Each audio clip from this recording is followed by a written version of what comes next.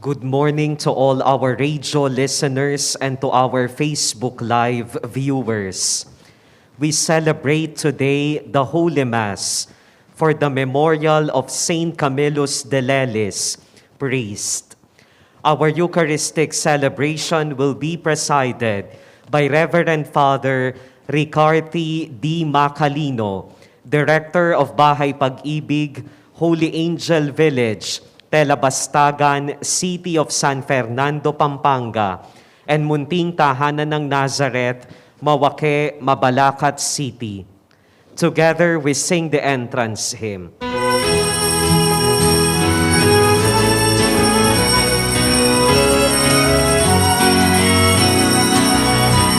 Bayan, magsiawit na bayan, pinagpala ka na bilang biyayang pangako niya, sumitay na. Sinauna mong hangarin, ang taong ay tubusin, upang siya ay makapiling, mapag-irog na Diyos natin. Bayan, magsilawin na bayan, pinagpala ka na bilang biyayang pangako niya, sumitay na.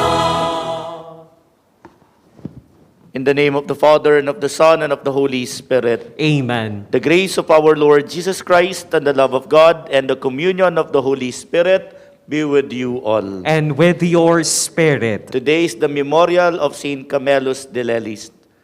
To prepare ourselves to celebrate the sacred mysteries, let us call to mind our sins and ask the Lord for pardon and strength.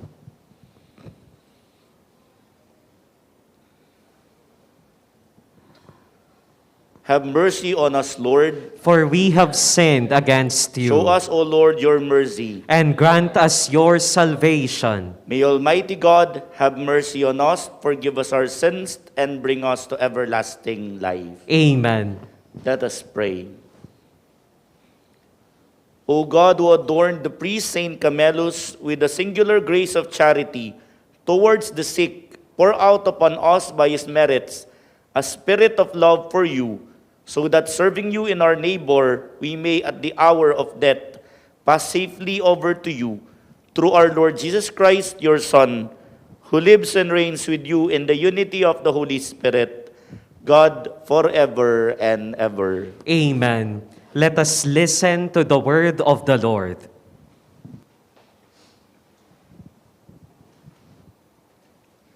A reading from the book of the prophet Isaiah. The way of the just is smooth, the path of the just you make level. Yes, for your way and your judgments, O Lord, we look to you. Your name and your title are the desire of our souls. My soul yearns for you in the night. Yes, my spirit within me keeps vigil for you. When your judgment dawns upon the earth, the world's inhabitants learn justice. O Lord, you mete out peace to us, for it is you who have accomplished all we have done. O Lord, oppressed by your punishment, we cried out in anguish under your chastising. As a woman about to give birth writes and cries out in her pains, so were we in your presence, O Lord. We conceived and write in pain, giving birth to wind. Salvation we have not achieved for the earth. The inhabitants of the world cannot bring it forth. But your dead shall live, their corpses shall rise, awake and sing, you who lie in the dust. For your dew is a dew of light, and the land of shades gives birth. The word of the Lord. Thanks be to God. From heaven the Lord looks down on the earth. From heaven the Lord looks down on the earth. You, O Lord, abide forever, and your name through all generations. You will arise and have mercy on Zion, for it is time to pity her. For her stones are dear to your servants, and her dust moves them to pity. From heaven the Lord looks down on the earth. The nations shall revere your name, O Lord, and all the kings of the earth your glory.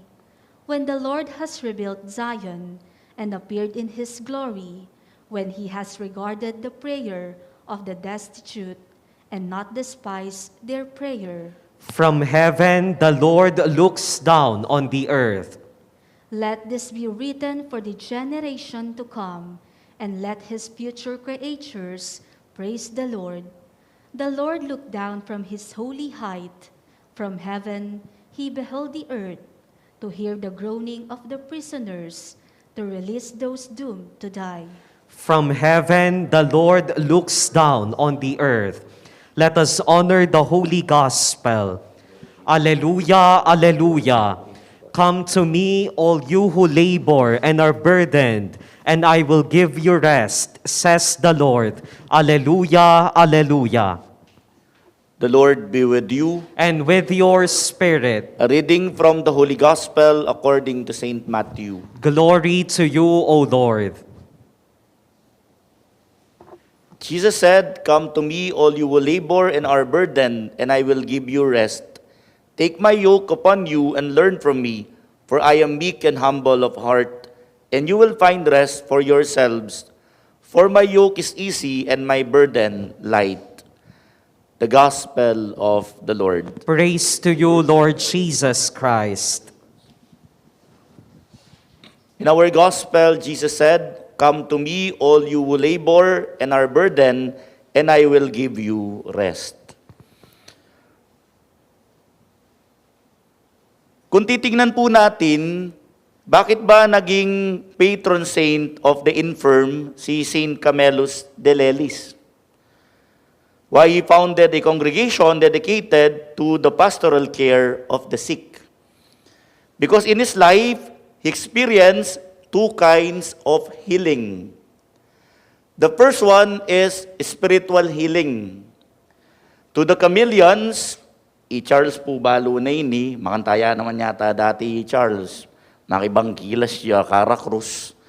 Si Camillus po ay gambler, addicted to gambling. Lahat ng pera niya, nililustay niya sa sugal, at siya'y namumuhay basically sa kasalanan. Kaya naman walang puwang sa kanya ang Diyos. And then later on, nung nawala alos lahat sa kanya, he started to search for the meaning of his life. And he found it in the church. Sa kanyang pagpunta sa simbahan upang humiling ng lakas sa Diyos. Di ba tayo minsan madalas ganyan din pag easy yung buhay, walang struggle, walang difficulty, sometimes we forget God. Pag tayo'y nahihirapan, doon lang natin naaalala ang Diyos. So doon una natagpuan ni Saint Camillus ang Panginoon. That's why he entered first the Capuchin order. Doon po sa Capuchin, natapos niya yung aspirancy, yung first period ng formation, pati po yung second period, yung postulancy. Pero nung i-admit na siya bilang isang novice, doon dumating sa kanya yung second sickness niya, yung physical sickness. Dahil tinawag siya to do military service in their town against the Turks, he was deeply wounded in his leg. Kaya po kung dati naglalakad siya ng straight, ngayon, ang paglalakad ni Camillus ay dalawa yung kanyang height. 5'2", 5'4", 5'2", 5'4". So, pwedeng parang hindi straight yung kanyang paglakad. And dati po kasi, nung panahong yon in the 15th, 16th, 17th century, pag meron kang physical deformity, usually, hindi ka admit, hindi ka ma-order ng pari. That's why, hindi siya tinanggap ng mga Capuchin para ma-admit maging novice. Pero sa tulong ng kanyang spiritual director, he was assigned to take care of the sick. Siya yung nag-feed, nag-aalaga, nagbibigay ng gamot. And then sa advice ng kanyang spiritual director, he continued his formation in the diocesan formation ng mga pari until he was ordained a priest. Pinagaling ng Diyos yung kanyang physical deformity, yung kanyang physical sickness, sa magitan ng pagkakita ng purpose. Kaya pala siya nagkaroon ng physical deformity in order for him to empathize to those who are sick. That's why when he was ordained a priest, he founded a congregation, the ministers of the infirm, a congregation of priests and brothers dedicated to the pastoral care of the sick. Kanina pong umaga, I have decided to pray the office of the readings for the feast day of Saint Camillus de Lellis. And there is this companion of him who wrote about his life, the Vita de Camillus de Lellis, the life of Saint Camillus de Lellis. And part of that biography said, in the sick, Camillus de Lellis see the face of Christ.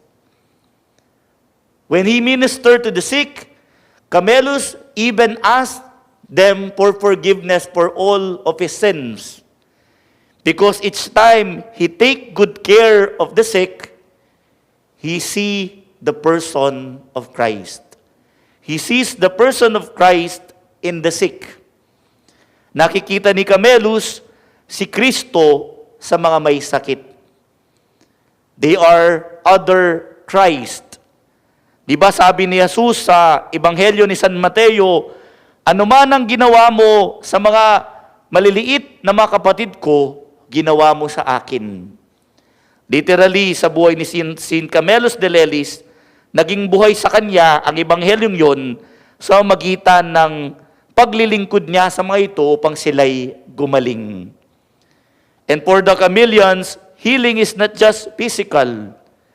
It is holistic, spiritual, emotional, and physical healing. Nagpapagaling ang Diyos sa magitan ng ministeryo paglilingkod ng inang simbahan. Paano natin may connect ang buhay natin kay Camillus de Lellis? Katulad niya, before we began our service to the church, hindi naman tayo ganon katindi yung ating debosyon sa misa. Halimbawa, nung high school, di man ako nagsisimba. Niyayaya ako nung kaibigan ko, ikaw na lang, nakakaboring dyan. Sa bahay na lang ako. Pero nung makilala mong Diyos, unti-unti, gusto mo nang lumalim ang karanasan mo sa Kanya. Ibig sabihin, bago dumating sa atin, ang physical healing, una muna, yung spiritual healing natin. Natagpuan natin ng Diyos, nung hindi natin siya kilala, at tayo'y pinagaling ng Diyos. Kaya naman ngayon, tayo ay may malalim na pananampalataya sa Panginoon. Even when we pre-celebrate the sacrament of the anointing of the sick, meron po siyang dalawang part din, 2 parts. The first one is, if the sick is able to, for comprehension, kung ano pa siya, hindi pa siya medyo okay pa yung kanyang sense of reason, pwede siyang mangumpisal muna before the sacrament of anointing of the sick. Then after that, after niya mangumpisal, dun siya i-anoint with the sacred oil for the sick. Ibig sabihin, ganun din yung nangyayari nung mga panahon ni Jesus.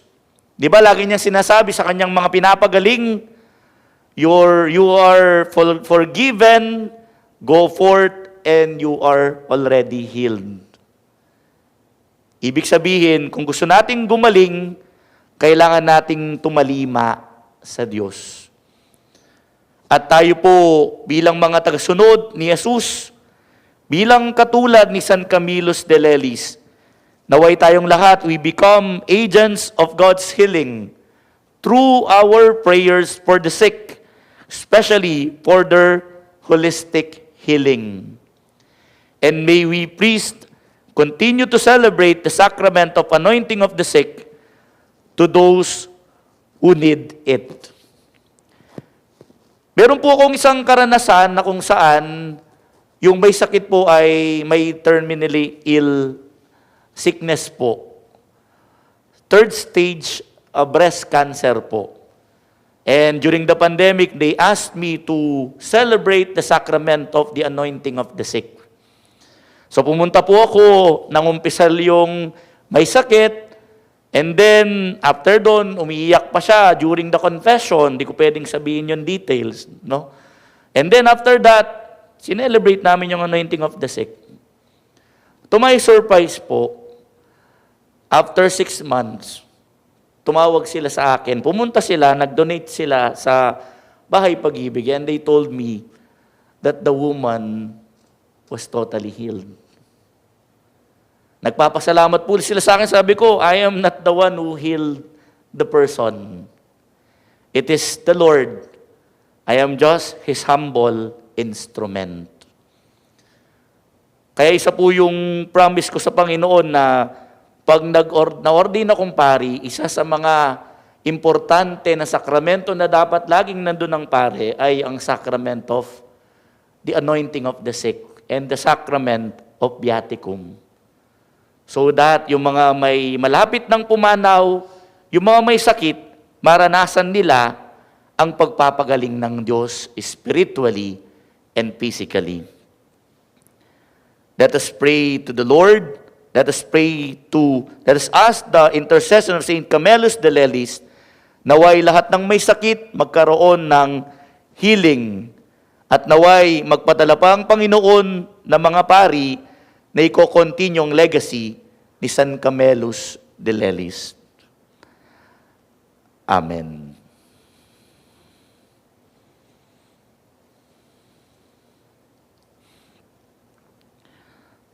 It is from the gentle and loving heart of Jesus that we learn how to live life to the full.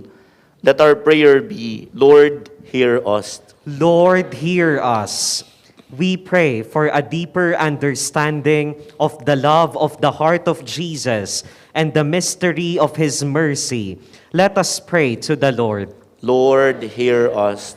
We pray for refugees and asylum seekers who find more and more that they are blamed for their situation of great need, as free nations become less and less understanding and respectful of their plight. Let us pray to the Lord. Lord, hear us. We pray for the youth who live trapped in the hatred of war and violence, that the grace of the Spirit may lead them to peace, so that reconciliation will offer them new opportunities. Let us pray to the Lord. Lord, hear us. We pray that Saint Camillus, whose memory we remember today, who cared for the sick and those made desperate because of a plague in Italy in the 16th century, will intercede for the sick, especially those who are affected by COVID-19, and the rest of our sick brothers and sisters, praying for complete healing, especially Dolores Balagtas, and for nurses and hospital staffs, our frontliners, who have been placed under His patronage.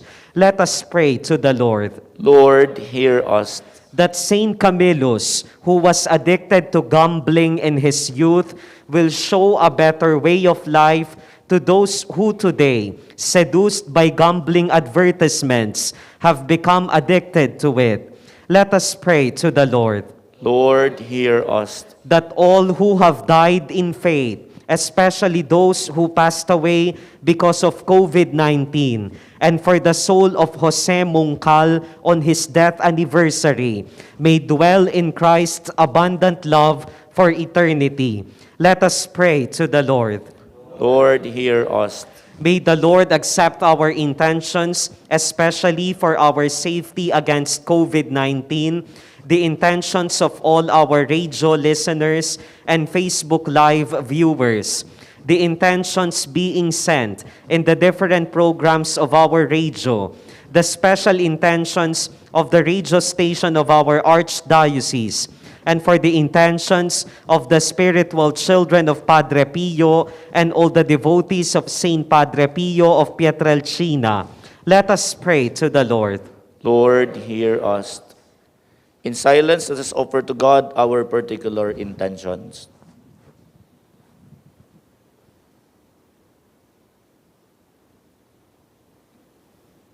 Let us pray to the Lord. Lord, hear us. Lord our God, do not despise the prayers of those who feel helpless, but in your compassion restore their hope and help them to walk in your light through Christ our Lord. Amen. Together we sing the hymn for the preparation of the gifts. Handog namin sa iyo, Ama, ang tinapay at alak na ito. Handog ng bayang umaasa, sumasambat nagmamahal sa iyo.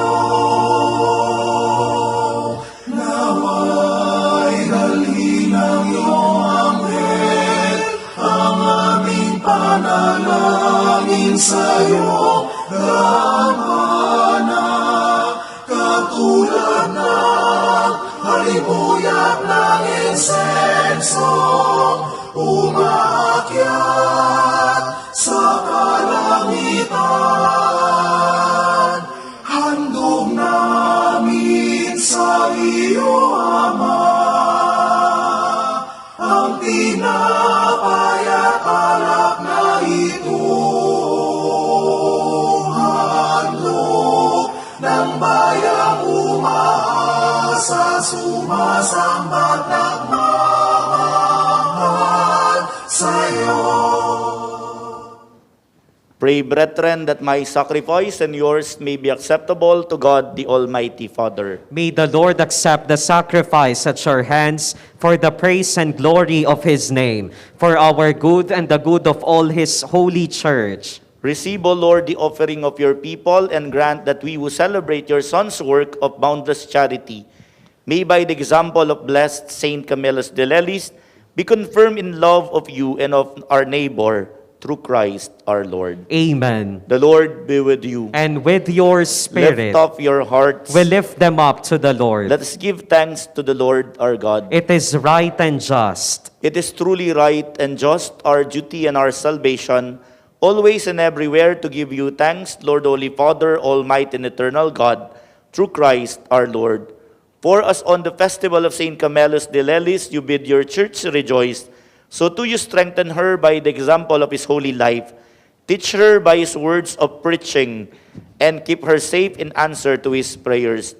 And so with the company of angels and saints we sing the hymn of your praise, as without end we acclaim. Holy, holy, holy Lord, God of hosts, heaven and earth are full of your glory. Hosanna in the highest. Blessed is he who comes in the name of the Lord. Hosanna in the highest. You are indeed holy, O Lord, the fount of all holiness. Make holy, therefore, these gifts, we pray, by sending down your Spirit upon them like the dewfall, so that they may become for us the body and blood of our Lord Jesus Christ. At the time he was betrayed and entered willingly into his passion, he took bread, and giving you thanks, he broke the bread and gave it to his disciples, saying, Take this, all of you, and eat of it, for this is my body, which will be given up for you.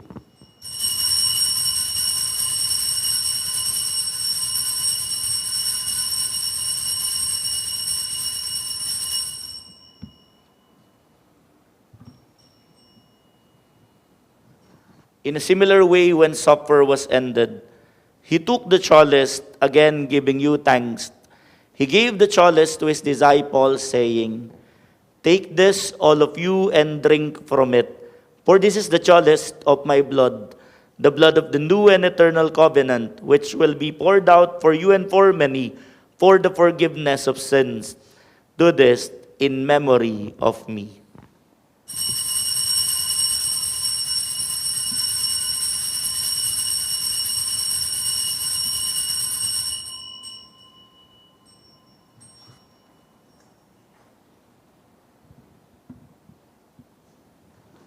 Let us proclaim the mystery of faith.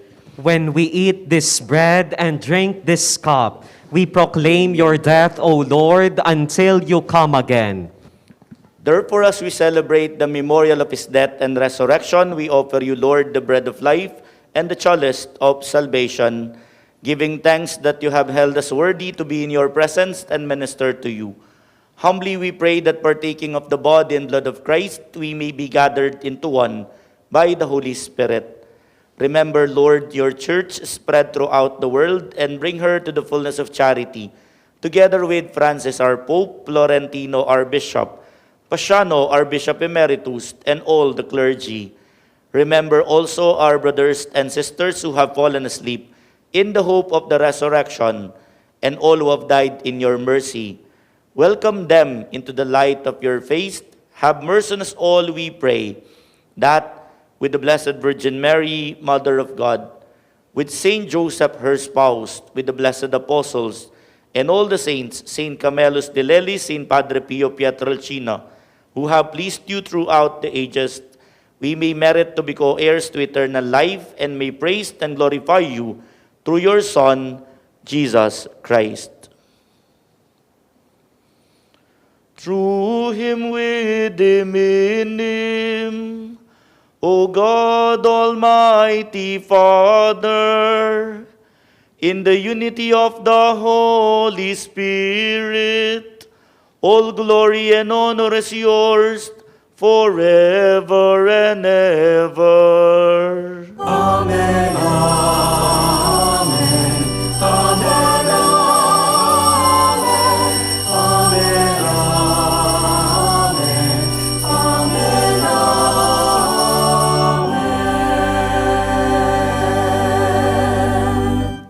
At the Savior's command and formed by divine teaching, we dare to pray. Our Father, who art in heaven, hallowed be thy name. Thy kingdom come, thy will be done on earth as it is in heaven. Give us this day our daily bread, and forgive us our trespasses, as we forgive those who trespass against us. And lead us not into temptation, but deliver us from evil. Deliver us, Lord, we pray, from every evil. Graciously grant peace in our days, that by the help of your mercy we may be always free from sin and safe from all distress, as we await the blessed hope and the coming of our Savior, Jesus Christ. For the kingdom, the power, and the glory are yours, now and forever. Lord Jesus Christ, who said to your apostles, "Peace I leave you, my peace I give you," look not on our sins, but on the faith of your church, and graciously grant her peace and unity in accordance with your will, who live and reign forever and ever. Amen. The peace of the Lord be with you always. And with your Let spirit. us offer each other the sign of peace.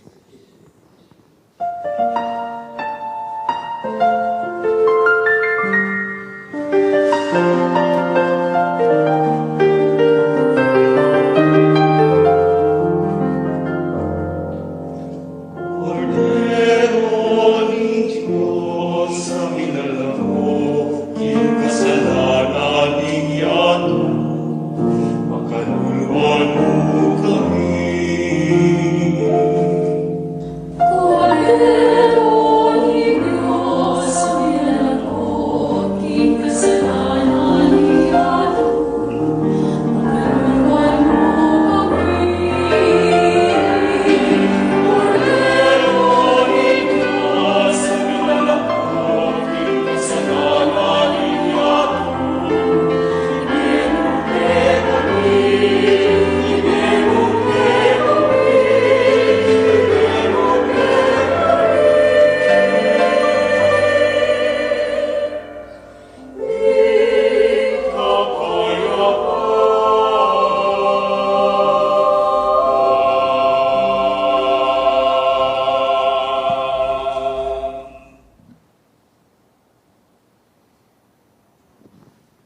Behold Jesus, the Lamb of God. Behold him who takes away the sins of the world. Blessed are we who are invited to the supper of the Lamb. Lord, I am not worthy that you should enter under my roof, but only say the word, and my soul shall be healed.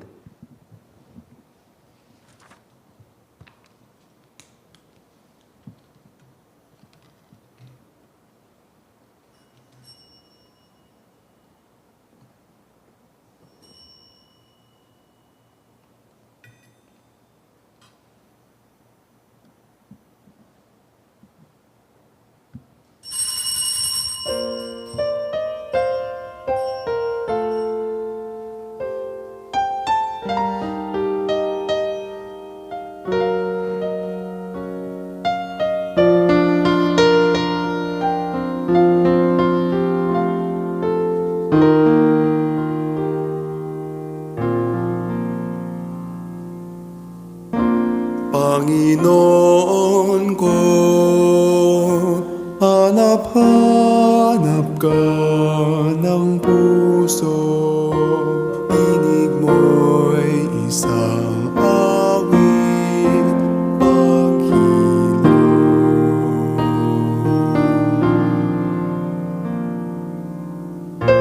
Panginoon ko, hanap-hanap ka ng puso.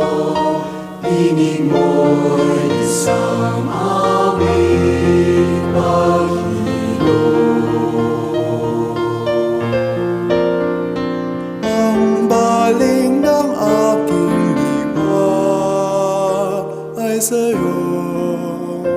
Huwag nawang pababayaang masipayo. Ikaw ang buntong hininga ng buhay.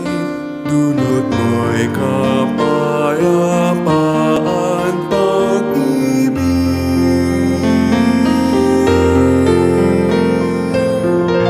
Panginoon ko, hanap-hanap ka ng puso. Tinig mo'y isang awit, paghilo. Ako'y akayin sa daang matuwid. Huwag nawang pahintulutang mabighani sa panandalian at huwag marila. Ikaw ang aking tanging tagapagligtas. Panginoon ko, hanap-hanap ka ng puso. Tinig mo'y isang awit, paghilo.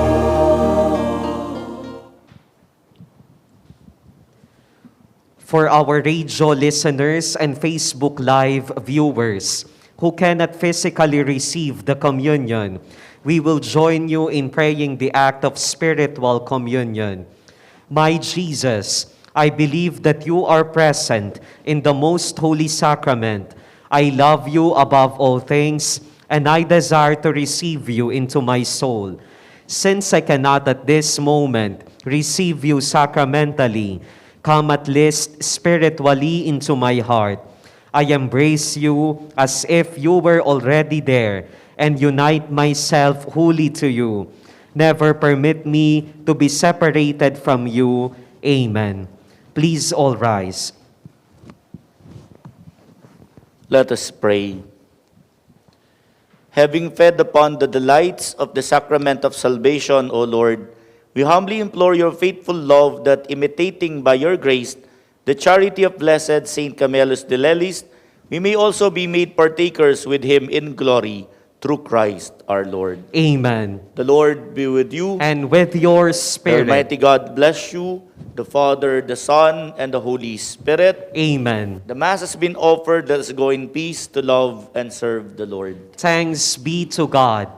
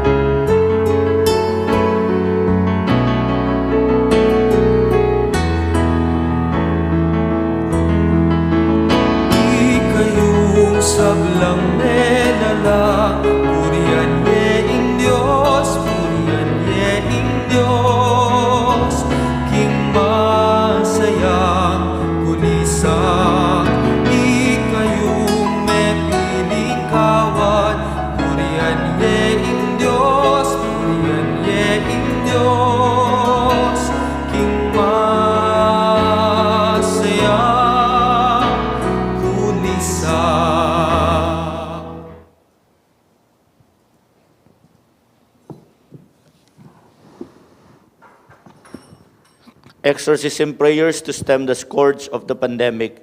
Our help is in the name of the Lord, who made heaven and in earth. the name of the Father, and of the Son, and of the Holy Spirit. Amen.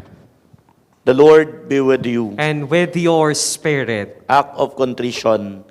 O my God, I am heartily sorry for having offended you, and I detest all my sins because I dread the loss of heaven and the pains of hell. But most of all, because I have offended you, my God, who are all good and deserving of all my love, are firmly resolved with the help of your grace to confess my sins, to do penance, and to amend my life. Amen. Prayer of trust in the divine mercy. Most merciful Jesus, I turn to you in my need. You are worthy of my complete trust. You are faithful in all things. When my life is filled with confusion, give me clarity and faith. When I am tempted to despair, fill my soul with hope. Most merciful Jesus, I trust you in all things. I trust you in your perfect plan for my life. I trust you when I cannot comprehend your divine will. I trust you when all feels lost. Jesus, I trust you more than I trust myself. Most merciful Jesus, you are all-knowing. Nothing is beyond your sight. You are all-loving. Nothing in my life is beyond your concern. You are all-powerful. Nothing is beyond your grace. Most merciful Jesus, I trust in you.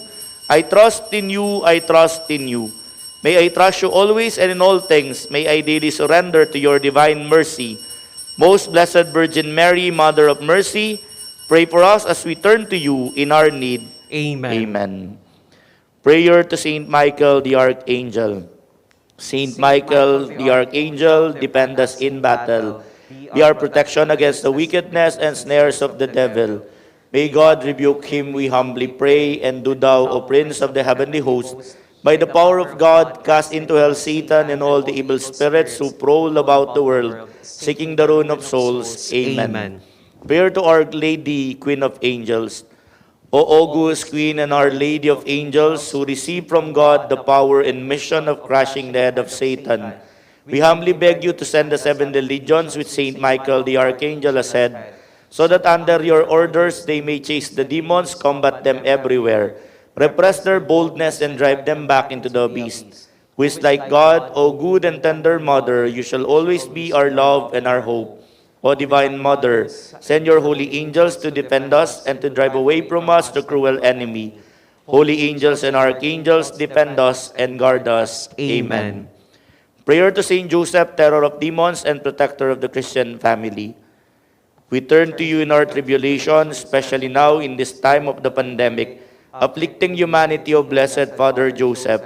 And after having implored the help of your holy bride, we likewise solicit your patronage with confidence, by the affection that has united you to the Immaculate Virgin, Mother of our God, and by the paternal love with which you have surrounded the infant Jesus.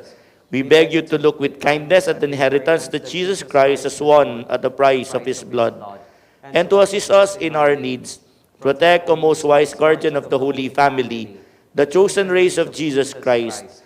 Preserve us, O loving Father, from all taint of error and corruption. Be favorable to us, O our very powerful Liberator. From heaven, protect us in the fight we deliver to the power of darkness.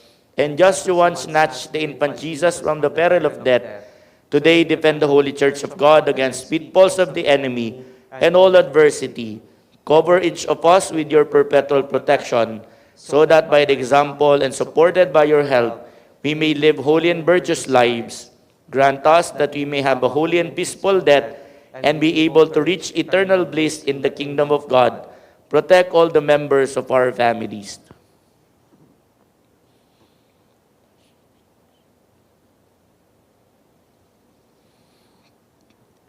To you we entrust them all, that they may be saved from their present sorrow and from eternal ruin. Amen. Prayer to the Holy Guardian Angel. Angel of God, my guardian dear, to whom God's love commits me here, ever this day be at my side, to light and guard, to rule and guide. Amen. Prayer of authority.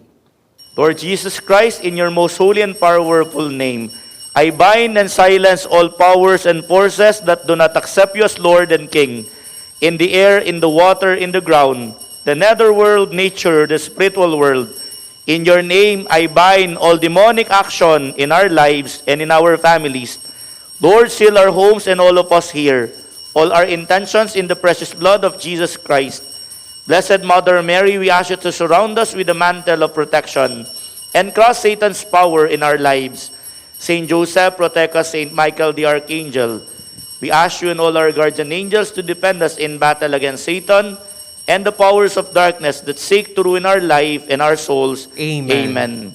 Prayer against demonic influence. Almighty God, who delivered your people from the bondage of the adversary, and through your Son, cast down Satan like lightning, deliver us, your sons and daughters, and our entire family, also from every influence of unclean spirits, especially that of spirits of death, sickness, despair, confusion, division, anxiety, avarice and injustice, fear, anger, hatred, lust, sloth, and pride. Command Satan to depart far from us, our families, and all our loved ones, by the power of your only begotten Son. Rescue us from demonic imaginings and darkness. Fill us with the light of the Holy Spirit, that we and our kindred may be guarded against all snares of crafty demons. Grant that an angel will always go before us and lead us to the path of righteousness all the days of our life, to the honor of your glorious name, Father, Son, and Holy Spirit, now and forever. Amen.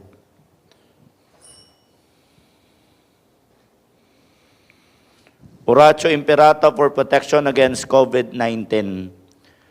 Merciful and compassionate Father, we confess our sins and we humbly come to you to find forgiveness and life. We come to you in our need to seek your protection against the COVID-19 virus that has disturbed and claimed many lives. We ask you now to look upon us with love, and by your healing hand dispel the fear of sickness and death. Restore our hope and strengthen our faith. We pray that you guide the people tasked to find cures for this disease and to stem its transmission. Bless our efforts to use the medicines developed to end the pandemic in our country. We pray for our health workers that they may minister to the sick with competence and compassion. Grant them health in mind and body, strength in their commitment, protection from the disease. We pray for those afflicted, may they be restored to health. Protect those who care for them, grant eternal rest to those who have died. Give us the grace in these trying times to work for the good of all and to help those in need. May our concern and compassion for each other see us through this crisis and lead us to conversion and holiness. Grant all this through our Lord Jesus Christ, your Son, who lives and reigns with you in the unity of the Holy Spirit, God forever and ever. Amen. We fly to your protection, O Holy Mother of God. Do not despise our petition and our necessities, but deliver us always from all dangers, O glorious and blessed Virgin. Amen. Our Lady, health of the sick, Pray for us. Saint Joseph, Pray for us. Saint Michael the Archangel, Pray for us. Saint Raphael the Archangel, Pray for us. Saint Roque of Montpellier, Pray for Saint us. Lorenzo Ruiz, Pray for us. Saint Pedro Calungsod, Pray for us. Saint Camillus de Lellis, Pray for us. Saint Padre Pio of Pietrelcina. Pray for us. Deliverance and infilling prayer. In the powerful and salvific name of Jesus, I drive evil spirits in this place to go immediately and directly to the foot of the cross and never to return. O most Holy Spirit, we pray that the cleansing power of the precious blood of your Son fill the empty spaces left by these evil spirits and fill us and this place with your presence, love, and protection. Please do not allow these spirits to return and always protect us from evil spirits. In the name of the Father, and of the Son, and of the Holy Spirit. Amen. Cleansing prayer. Heavenly Father, in the name of Jesus Christ, our Lord and Savior, by the power of the Holy Spirit, we pray that the cleansing power of the precious blood of your Son come upon us right now. Purify us and wash us clean with the blood of Jesus from the top of our heads down to the very soles of our feet. Let this blood penetrate the very marrow of our bones to cleanse us from any entanglement, from whatever spirit we have come in contact with during the course of our intercession. Let this blood penetrate the very marrow of our bones to cleanse us from any entanglement, from whatever spirit we have come in contact with during the course of our intercession. Let this blood penetrate the very marrow of our bones to cleanse us from any entanglement, from whatever spirit we have come in contact with during the course of our intercession. Anoint us with the gifts of the Holy Spirit, and refresh our body, soul, and spirit. And may the sign of your holy cross drive away all evil spirits from us. Amen. The Lord be with you. And with your spirit. May the Lord bless you, heal you from all sickness, and deliver you from all evil. In the name of the Father, and of the Son, and of the Holy Spirit. Amen. Let us praise the Lord. And give him thanks.